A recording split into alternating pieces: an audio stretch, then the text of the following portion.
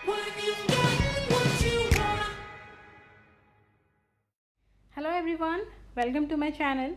सो इस वीडियो में हम देखेंगे एआईसीटी डॉक्टरल फेलोशिप का डिटेल्ड नोटिफिकेशन, क्योंकि बहुत लोगों को डाउट था। आपने जिसने भी मेरा जो एनडीएफ का वीडियो देखा है, नेशनल डॉक्टरल फेलोशिप का, जो मेरा पहला वीडियो है इस चैनल का, तो उसमें आपने बहुत कमेंट किया है कि अभी आपको बहुत सारे कन्फ्यूजन है रिगार्डिंग एनडीएफ एडीएफ क्या है क्या नहीं, क्या मांग रहा है, कैसे अप्लाई करना है एंड ऑल। तो देखेंगे कि क्या है एग्जैक्ट गाइडलाइंस, क्या है नोटिफिकेशन में, क्या दिया है एआईसीटी ने और आपको कैसे अप्लाई करना है। उससे पहले अगर अभी तक आपने मेरे चैनल को सब्सक्राइब नहीं किया है तो प्लीज़ कंसिडर सब्सक्राइबिंग और उसके साइड में जो नोटिफिकेशन बेल है उसको भी दबाना ना भूलिएगा।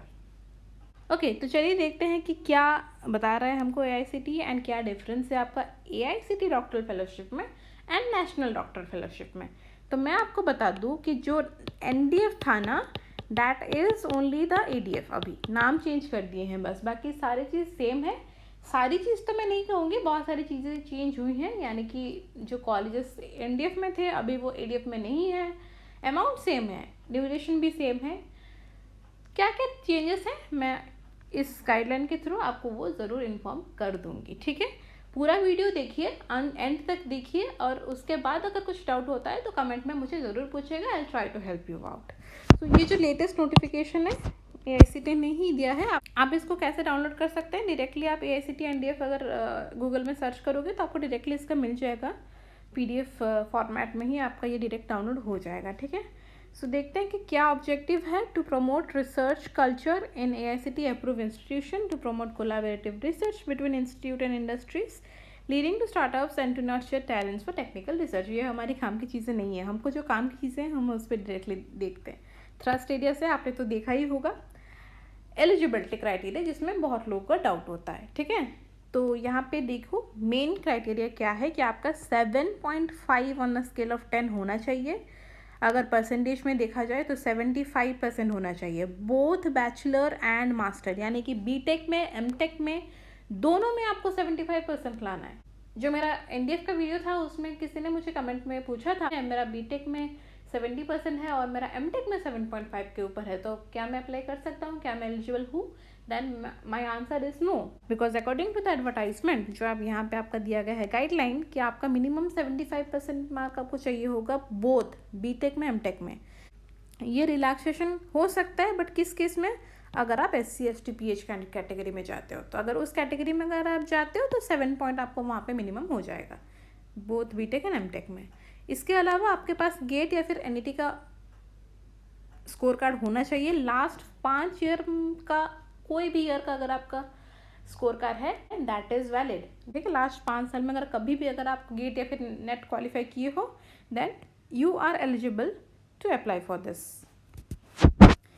एज क्राइटेरिया अगर देखा जाए तो 30 ईयर्स ऑफ एज, ठीक है, should be less than 30 years of age. ये आपका रिलैक्सेशन हो सकता है 5 साल में। कौन से कैटेगरी स्टूडेंट्स को हो सकता है? SC ST के लिए हो सकता है, वुमेन के लिए हो सकता है, फिजिकली चैलेंज्ड के लिए। ये आपका 5 साल तक यानी कि 35 ईयर्स आपका मैक्सिमम हो सकता है। अदरवाइज आप you should be less than 30 years of age. Duration कितना होगा? 3 साल, ओके। 3 साल तक आपको ये स्कॉलरशिप मिलेगा। एक्सटेंड हो सकता है 1 ईयर एक्सटेंशन, 1 ईयर एक्सटेंशन आपका प्रोवाइड कर सकता है AICT. Two slots of 6 month each में, यानी कि 6 महीने में 2 स्लॉट्स में ये आपका एक्सटेंड कर सकता है, but that is not confirmed, यानी कि it may be given by AICT. तो may be, may not be भी है। कैसे दे सकते हैं? On the recommendation of the respective technical university based upon the performance of the scholar in the research work. अगर आपका यूनिवर्सिटी रिकमेंड कर रहा है उस केस में आपको 1 साल एक्सटेंशन हो सकता है, ठीक है।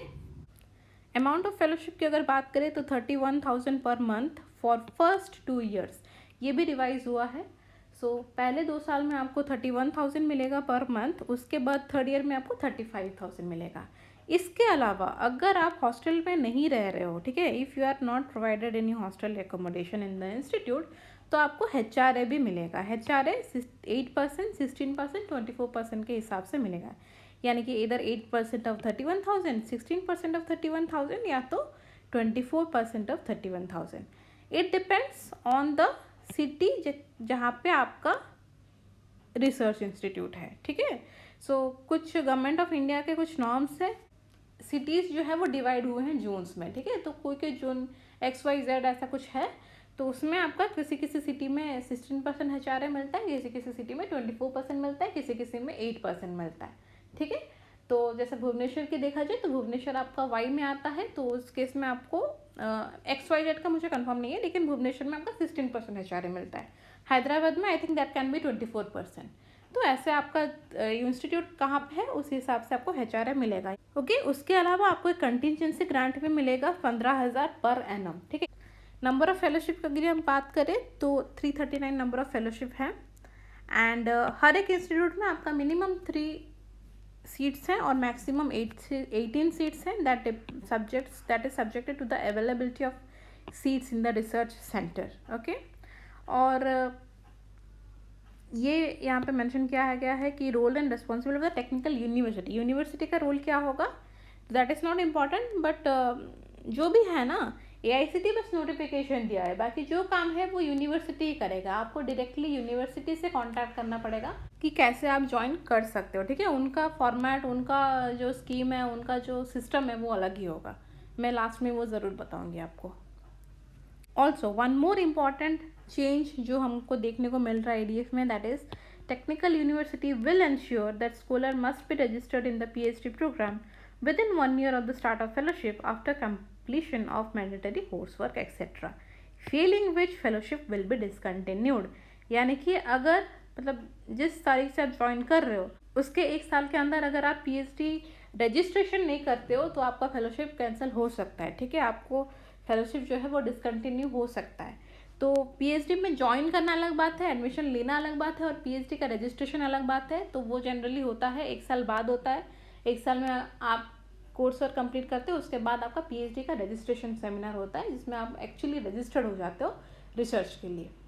तो वो रजिस्ट्रेशन आपका 1 साल में यहाँ पे कंप्लीट होना ही होना है, नहीं तो आपका फेलोशिप जो है वो डिसकंटिन्यूड हो जाएगा। आपका एनुअल प्रोग्रेस रिपोर्ट भी भेजा जाएगा AICTE को मॉनिटरिंग पर्पज़ के लिए, ठीक है।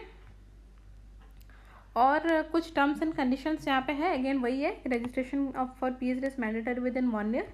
और ये भी है कि AICTE online portal will have mechanism for the purpose of releasing fellowship HRA contingency amount directly in the bank account of the beneficiary through DBT। यानी कि AICTE ही आपको पैसा भेजेगा, ठीक है। कॉलेज आपको पैसा नहीं देगा, AICTE ही, जो जितने भी कॉलेज है सब अभी AICTE से ही आपको पैसा आएगा।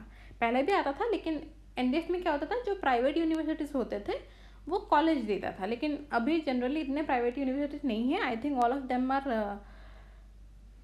Government institutes. हम लास्ट में देखेंगे कि क्या क्या इंस्टीट्यूट्स हैं और उनके कितने नंबर ऑफ़ सीट्स हैं, वो भी इसी डॉक्यूमेंट में अवेलेबल है, वो भी हम देखेंगे।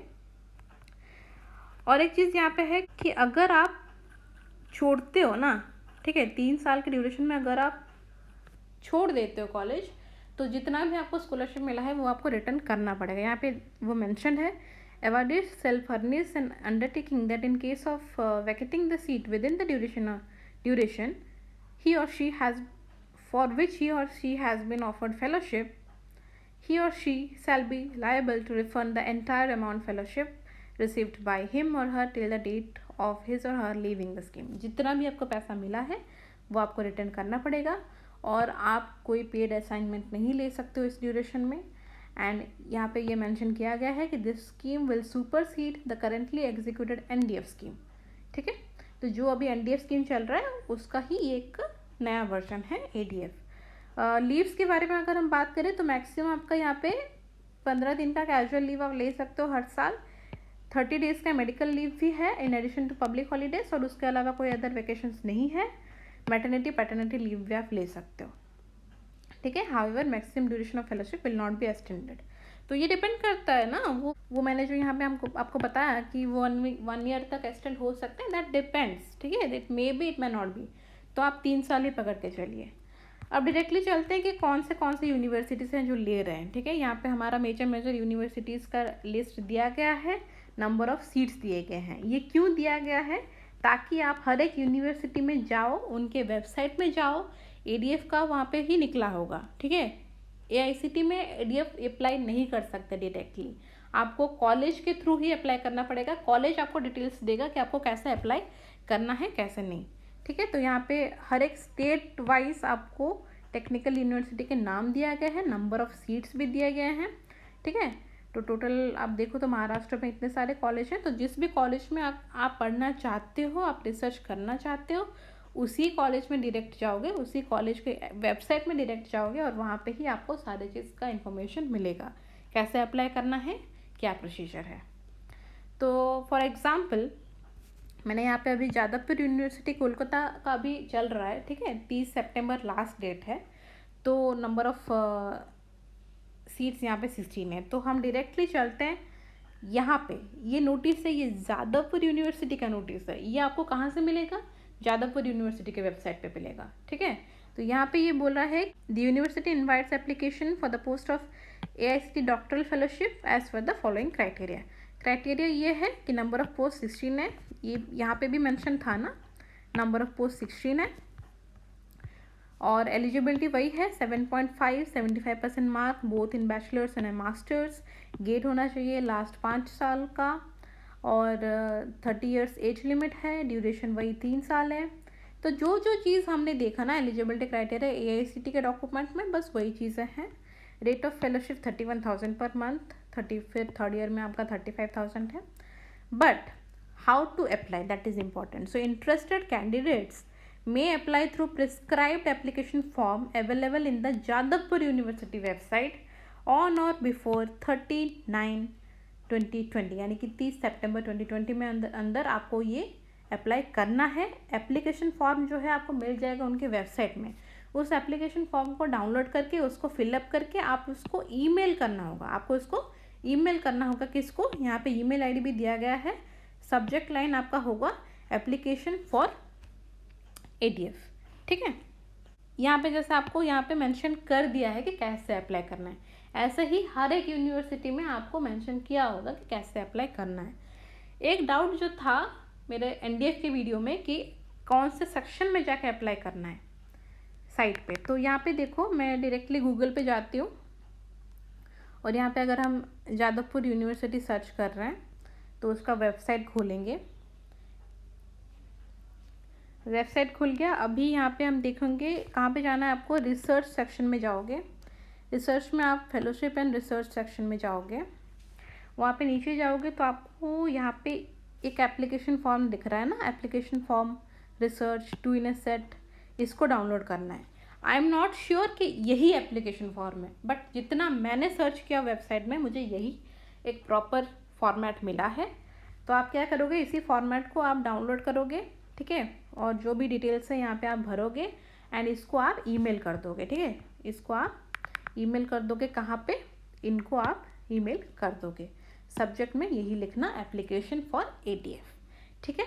सो this is how you are going to apply for the ADF scheme by visiting particular universities, ठीक है। तो आपको ये AICTE वेबसाइट में नहीं करना है। AICTE आपका गाइडलाइंस दे दिया है, बस अप्लाई जो करना है वो आपको यूनिवर्सिटी के वेबसाइट में जाकर ही करना है। Okay, now if you have any doubt तो आप मुझे प्लीज़ कमेंट में मुझे पूछिए कि क्या डाउट है क्या नहीं, and I will try to clear it.